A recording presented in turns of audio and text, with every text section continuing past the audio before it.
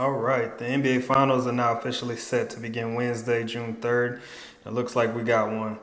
After the much anticipated matchup between defending OKC Thunder and the San Antonio Spurs went seven, we have the final series awaiting without any clear indications or indicators pointing out what to expect.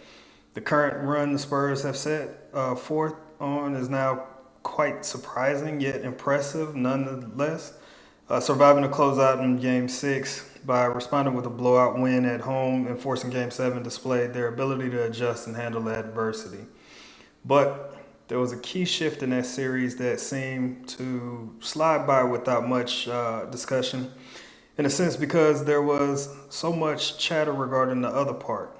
Looking at the series from the micro view, the series was essentially closer than what recency bias would allow us to think. Look at the averages for both teams, as shown on the screen.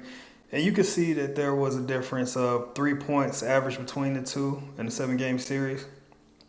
Assists were less than one, but San Antonio took the edge in blocks. With that being said, OKC fought back in the opening game of the match, looking like they might walk out of there with a hard-fought win. That was until Wemby pulled up as the hero or villain, depending on what side you're on, with late-game heroics stealing the game. One victory in double overtime, putting up 41-24. At the time, it appeared the Thunder were going to have their hands full with Wemby all series long. And I'm not going to say that they didn't, but in turn, what ended up happening, Wemby never posted stats nearly as gaudy as those that he posted in Game 1 again for the remainder of the series. The kicker is Harper scored 24 that game, while Castle scored 17. Vassell and Johnson both finished with 13, while Champagnie finished with 11. Wemby received critique in the following games regarding his lack of shot attempts. Wemby only scored over 30 points, one additional game the remainder of the series, and in turn received help from his teammates to complete the mission. We had been talking about OKC's depth, and granted they had some key players that went down during the playoffs. Injuries are part of the game, and it allows others to step up and showcase what they have to offer. OKC got a solid effort from Jared McCain, and Cason Wallace showed up in Game 7 for sure. The other J-Dub tried to help, but much of the production offensively was tasked to SGA. The Thunder, I'm sure, will have some uncomfortable discussions regarding Chet this offseason and their future. The alarming truth that became revealed surrounding this series was the disappearance of Holmgren. We hyped the series before Game 1 because of the limited knowledge we had surrounding the perceived rivalry the two appeared to have, speaking of Wemby and Chet. All for the series to go 7, and then do-or-die situation. Chet gave his teammates 4 points on 2 shot attempts before being yanked in the closing minutes of the game. Obviously, a healthy J-Dub improves OKC's odds because of his scoring and his defense. And even A.J. Mitchell, who had been tearing teams up in Williams' absence, would have been an improvement. But my thing is, Chet's lack of presence can't sit well with the organization at all. SGA has consistently opted not to throw his teammate under the bus, but if I'm SGA, we're talking about everything being on the line, and you just refusing to show up for the fight, man. Like, that's tough. Wemby dunked all over Chet, blocked his shots, made him second-guess attempting to put the ball up. I saw Chet give up the ball during a possession when Wemby was defending him, the primary defender, only to get it back and lose his footing and turn the ball over as he was falling out of bounds. I mean, if I recall correctly, Chet was being called out for a lackluster performance in last year's playoffs when it mattered the most as well. So moving forward with the draft capital and financial implications coming up, there's got to be reason for them to want to get out of any commitments before they're in too deep. Chet is reportedly scheduled to receive his extension that kicks in this upcoming season in the amount of $47 million annually. We're talking fully guaranteed without any player or team options. Wemby's all of 22 years of age and clearly ahead of schedule, along with his young core in Castle and Harper. So the Spurs will be around for the foreseeable future. Will it be worth OKC's time and effort to see it through? Do the ends and means correlate? Will we be revisiting the discussion again? If so, how often? Is there a point where SGA breaks and has to force his way? We've seen OKC play in far too many game sevens for Chet to be an all-star and all-NBA selection and finish with 2 FGAs. That's crazy, with J-Dub and Mitchell out. Be that as it may, OKC's season is a wrap, and the Spurs continue their quest to cap their season with some hardware. Representing the Eastern Conference are the team that has honestly shocked us all with their impressive run and falling behind to the Hawks in the first round. The Knicks have not lost in the playoffs since their Game 3 loss to Atlanta. Way back in the opening round. Semis round, sweep. Conference championship, sweep. And here I am, each round hyping the matchups up like, yeah, Philly and New York should be box office. All for New York to disrespectfully body them. Cleveland made it out of their series with Detroit, which was like, oh, look, over there. Cavs expected to expose the Pistons worse than Orlando. All for the Cavs to jump out to an early lead in Game 1. A 22-point lead looking like they'll cruise to a victory.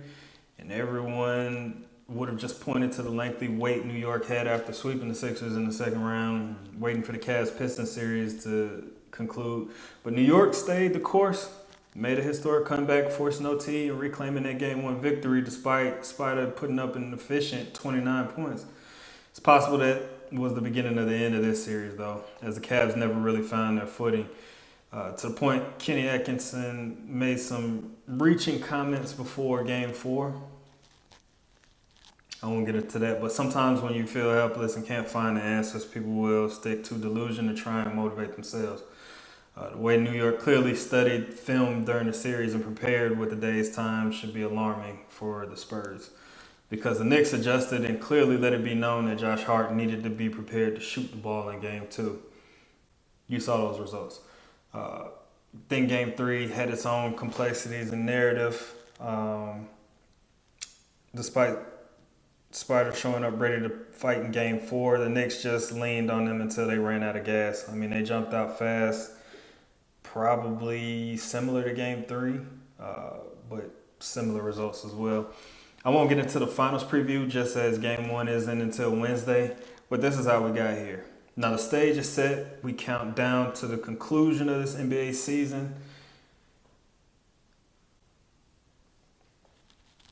Now in the shadows of the Western Conference Finals, we kicked off Monday with the news that the Rams have traded for Myles Garrett.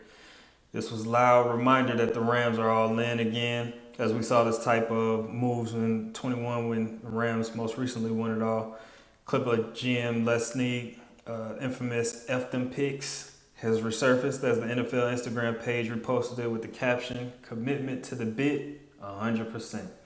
In return for Garrett, the Browns will receive Jared Verse, 27 first rounder, and a second round pick in 28, also a third rounder in 29. Now for context, we're talking about a guy that played for a pretty good defense that didn't have much motion offensively.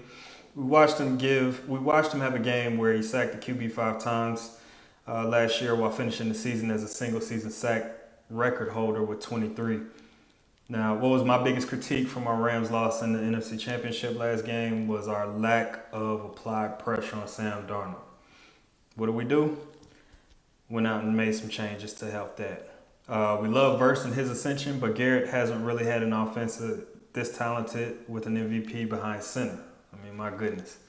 I said it, that we have to trust this front office, and now I need potential mayhem to really take off so we can get the Radio Row for the Super Bowl this year, because it's looking real good. It's going to be interesting to see who's performing at the Super Bowl halftime show this year as well. We'll get to Hovey later, but if he does drop music this summer or fall, could he be the one that's tasked? But before we get into all of that, the Rams have further taken the lead as favorites at plus 600. With this does come some added pressure, but this is one hell of a start following last season's disappointment. There's been some other chatter online that AD could be returning also, but I'm not putting any unnecessary pressure on my guy. He's been enjoying retirement, whatever he chooses to do. I got to say that that's some way to start the week. Today was super solid, if I do say so myself. There were some other transactions that took place as well that are notable. We finally got to put the A.J. Brown saga in Philly to rest as the Patriots finally made the trade we've been hearing about for, months now? Philly agreed to a fifth rounder in 27 and a first rounder in 28 for the trade, and now AJ gets to reunite with Vrabel, and they get made his number one receiver in Brown. In other news, OBJ will reunite with the Giants in New York. Speaking of Philly, Roots had their annual Roots picnic, and there was one performance that had social media in a frenzy since Saturday. Seemed like Jay Z was announced as the headliner. I felt like to me a week ago, with the festival kicking off, H to the Izzo started his performance with a freestyle. Unless you live under a rock, I'm sure you've heard several different versions dissecting the verse. That Nicki, Drake, Dame, Tory, and Kanye all got a little thrashing. Um, Also, it's possible we might get some new Johns this year from H to the Izzo. With the announcement of the Bronx shows at Yankee Stadium in July, fans have speculated that he may be uh, cutting his locks, seeing as though we saw the locks have been combed out into an afro.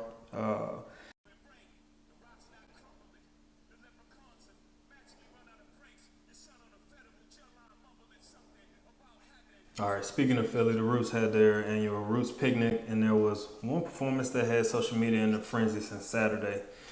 Seemed like Jay Z was announced as a headliner, felt like to me a week ago or so prior to the festival kicking off. And H. Tizzo began his performance with a freestyle that, unless you live under a rock, you've heard a few different